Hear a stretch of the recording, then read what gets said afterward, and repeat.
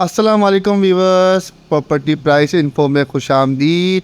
आज हम बात करेंगे 2023 टू 2024 के बजट के बारे में, जो कि प्रॉपर्टी और कंस्ट्रक्शन पे लगा है टैक्सेस। और उसकी हम तफसीली बात करेंगे, क्या नेगेटिव पॉइंट्स हैं, क्या पॉजिटिव पॉइंट हैं, हम दोनों पे बात करेंगे। और आप कमेंट का इंतज़ार भी करेंगे कि आप क्या कमेंट करके राय देते हैं। और ओवरसीज़ वालों को क्या गुड न्यूज़ है वो भी हम बताएंगे आप इस वीडियो पे। तो हम पहले स्टार्ट करते हैं सलमान भाई से, जो कि आपको थोड़ा वो जो उसके अंदर बजट के बारे में है वो डिस्कस करेंगे। फिर ताज़ीम भाई, और फिर अपनी राय देंगे हम आपको, ठीक है। और आपकी राय का इंतज़ार करेंगे। तो सलमान भाई बताइएगा, 2023 के बजट, 2023 टू 24 के बजट में कंस्ट्रक्शन के अंदर क्या रिलीफ दिया है और क्या इंक्रीजिंग की है इन्होंने बजट के अंदर। अच्छा जैन भाई, दो चीज़ें हम करेंगे इस बजट के ऊपर जो भी हमारे कंस्ट्रक्शन में आ रहा है। उसके अंदर ये है कि ये हमारी इनिशियल अभी स्टडी है इसके ऊपर में।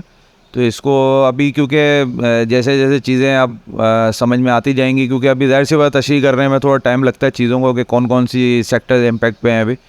तो अभी ये इनिशियल स्टेजेस हैं, इसके ऊपर हो सकता है हमसे भी गलती हो सकती है। तो ये हमने इसका हिसाब ये रखा है कि एक इस वीडियो के बाद एक और वीडियो भी हम बनाएंगे इसके ऊपर। तो उसमें यह कि कॉम्प्रिहेंसिव चीज़ें सामने आ चुके होंगे। अच्छा, जहाँ तक कंस्ट्रक्शन इंडस्ट्री का मसला है, उसके अंदर ये है कि कोई बड़ा रिलीफ अभी तक नज़र नहीं आया है इसके अंदर, क्योंकि जो टैक्सेशंस की शरह है उसको इंक्रीज़ किया गया है इसके ऊपर। और जिस तरह अगर आप जो कॉन्ट्रैक्टर्स वगैरह जो काम कर रहे थे उसके अंदर जो अगर वो पहले 4% टैक्स दे रहे थे तो उसके ऊपर 1% टैक्स इंक्रीज़ किया गया है। कंस्ट्रक्शन कॉस्ट भी इससे इंक्रीज़ होगी और उसकी अपनी टैक्सेशन जो है उसके अंदर भी इंक्रीज़ है। फिर ये होता है कि जिस तरह जो कॉन्ट्रैक्टर्स होते हैं उनका एक वॉल्यूम होता है काम करने का। तो उस वॉल्यूम को बेस के लेते हुए कि अगर छोटा कॉन्ट्रैक्टर है तो उसको कम टैक्सेशन ही 1% पे रहेगा, और जो बड़े कॉन्ट्रैक्टर्स हैं उनको फिर उसके अंदर थोड़ा ज़्यादा भी टैक्स हो सकता है। लेकिन ये देखा जाए कि ओवरऑल अगर इम्पैक्ट देखा जाए तो उसमें एक कंस्ट्रक्शन इंडस्ट्री को इसके अंदर थोड़ा सा रिलीफ है इस दफ़ा, क्योंकि इसमें चाह रहे हैं कि गवर्नमेंट भी यही चाह रही है कि जो कंस्ट्रक्शन है इसको थोड़ा फ़रोग दिया जाए, क्योंकि इससे रिलेटेड काफ़ी और चीज़ें भी आती हैं इसके अंदर। मैन्युफैक्चरिंग है जिस तरह, अच्छा मैन्युफैक्चरिंग का जिस तरह है कि जैसे सीमेंट वगैरह है इसकी कॉस्ट थोड़ी बढ़ेगी। अच्छा, दूसरा ये है कि जो आपके जो दूसरे जितने भी मटेरियल यूज़ होता है कंस्ट्रक्शन का उसमें भी थोड़ा सा इंक्रीज़ आएगा अभी।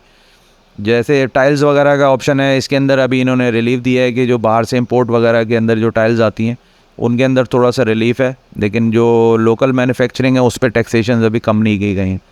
क्योंकि जो मेजर जो चेंजेस आई हैं वो तो सोलर इंडस्ट्री के ऊपर गई हैं इसके अंदर, लेकिन जो कंस्ट्रक्शन है उसके अंदर भी इम्पैक्ट दिया है इसके अंदर। अच्छा, जो मेन इम्पैक्ट इसके अंदर दो तीन आए हैं वो ये है कि जिस तरह अगर आप अपना घर बना रहे हैं तो आपने अगर आपकी अमाउंट जो उसमें शो हो रही है कि 5 मिलियन की अमाउंट होती है तो उसमें आपको 10% आपको टैक्सेशंस में रिलीफ मिलेगी। फिर ये है कि इंडिविजुअल लेवल पे जो लोग काम कर रहे हैं अपना घर बनाना चाहते हैं उसके अंदर भी उनको रिलीफ मिलेगा। अच्छा, तीसरी फिर चीज़ ये है कि जो बैंक्स वगैरह हैं उनको भी इंसेंटिव दिया गया है कि जिस तरह परचेजिंग लोन होता है जिसमें हम कंस्ट्रक्शन वगैरह के लिए अगर आप लोन लेना चाहें बैंक से, उसके अंदर बैंक्स भी आपको सहूलत देंगे और आने वाले टाइम के अंदर फिर ये है कि आपको घर बनाना थोड़ा सा आसान हो जाएगा। ताजिम भाई, हमें ये बताएं कि जो हमारा रियल इस्टेट जो सेक्टर है इस पे क्या इफेक्ट आया है बजट आने के बाद, और उस पर क्या क्या इन्होंने पॉजिटिव और नेगेटिव पॉइंट्स जो हैं वो आप कुछ बताएंगे अपने व्यूअर्स को।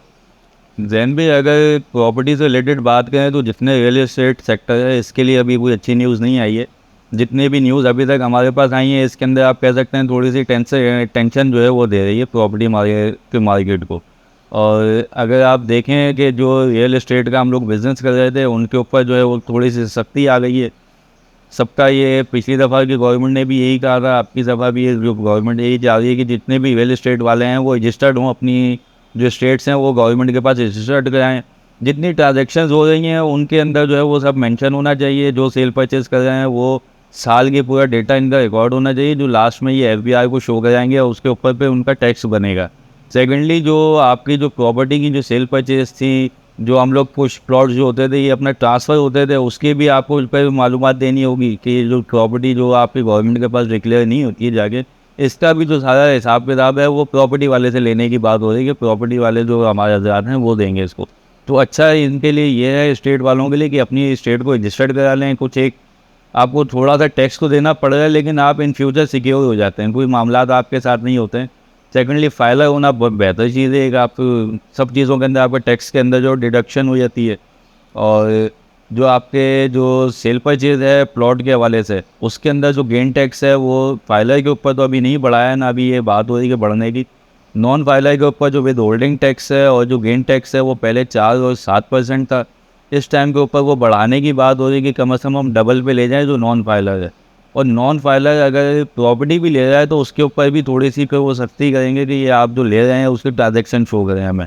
तो सबसे अच्छी चीज़ ये है कि आप लोग जो है जितना जल्द से जल्द हो सकता है फाइलर हो जाएं और अपने आप को जो है गवर्नमेंट के जो सर्कल है उसके अंदर लेके आएँ, ताकि आप लोगों के ऊपर परेशानियाँ कम से कम हों। तो नाज़रीन, ये थी सलमान भाई की और ताज़िम भाई की व्यू। और मैं आपको थोड़ा सा अपने पर्पज़ से बता देता हूँ कि ओवरसीज़ वालों के लिए जो है बहुत एडवांटेज आ गया है, क्योंकि वो $1 लाख जो है वो आप पाकिस्तान में लेके आ सकते हैं और उसकी आप इन्वेस्टमेंट भी करेंगे तो आपको कुछ पूछने वाला कोई नहीं है, टैक्स देने की ज़रूरत नहीं है आपको। आप प्रॉपर्टी के अंदर सेल परचेजिंग करें या किसी भी कारोबार में सेल परचेजिंग करें, वो भी अच्छा है। और दूसरी बात ये है कि इनके ऊपर जो टैक्स थे जो कि 2% थे, उसमें रेंटल इनकम में या 2 करोड़ रुपए के ऊपर की प्रॉपर्टी पे जो रेंट आपका आता था उसके अंदर जो 2% था उसको 1% पे ये लोग लेके आ गए हैं। और दूसरी चीज़ ये है कि जो कोई रेमिटेंस था आप उससे भी प्रॉपर्टी ख़रीदें तो उस पर भी टैक्सेस कम हुए हैं। तो ये बेहतरीन ख़बरें हैं जो कि ओवरसीज़ हैं, क्योंकि ओवरसीज़ को ये चाह रहे हैं कि लोग कराची के अंदर, पाकिस्तान के अंदर इन्वेस्टमेंट करें, क्योंकि इनके इन्वेस्टमेंट से पाकिस्तान को फ़ायदा होता है बहुत ज़्यादा ही।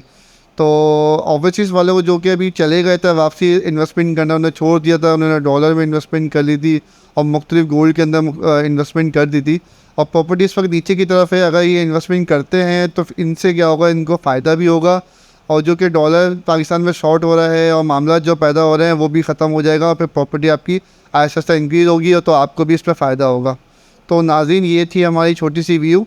और सेकंड पार्ट में हम आपको ज़रूर बताएंगे जो कि फ़िक्स हो जाएंगे, टैक्स बिल्कुल फ़िक्स हो जाएंगे और उसकी राय आपको बताएंगे कि कौन कौन से सेक्टर में कितनी परसेंटेज फ़िक्स हो चुकी है रियल एस्टेट की और कंस्ट्रक्शन की। क्योंकि अभी जो है इन्होंने रफली एक बजट दिया है, अभी फाइनल बिल आया नहीं है, सामने टैक्सेस आए नहीं है कि रियल एस्टेट पे कितना टैक्स लग रहा है, कितना गेन टैक्स लग रहा है नॉन फाइलर के लिए। नॉन फाइलर को इस वक्त जो है बहुत ज़्यादा परेशानी होगी सेल परचेजिंग के लिए। भाई आप जो नॉन फाइलर है वो मेरे ख्याल से ओपन फाइलों पर चला जाएगा, क्योंकि जो कि ट्रांसफ़र 63 टाउन हाउस में जो है ट्रांसफ़र नहीं होता। तो अब ये है कि उनकी भी सेल परचेजिंग बढ़ सकती है, बट ये कि नॉन फाइलर जो है हज़रात है वो फाइलर बन जाएंगे तो उनको बहुत ज़्यादा फ़ायदा भी होगा कंस्ट्रक्शन सेक्टर में भी और प्रॉपर्टी सेक्टर में भी। तो ये चीज़ छोटी सी हमारी डिस्कस, अगर आपको अच्छी लगी हो या अपनी राय देना चाहते हैं तो कमेंट ज़रूर करिएगा। अगर वीडियो अच्छी लगी हो तो लाइक करें और मेरे चैनल को सब्सक्राइब करें। बहुत बहुत शुक्रिया वीडियो देखने का। खुदा हाफिज़।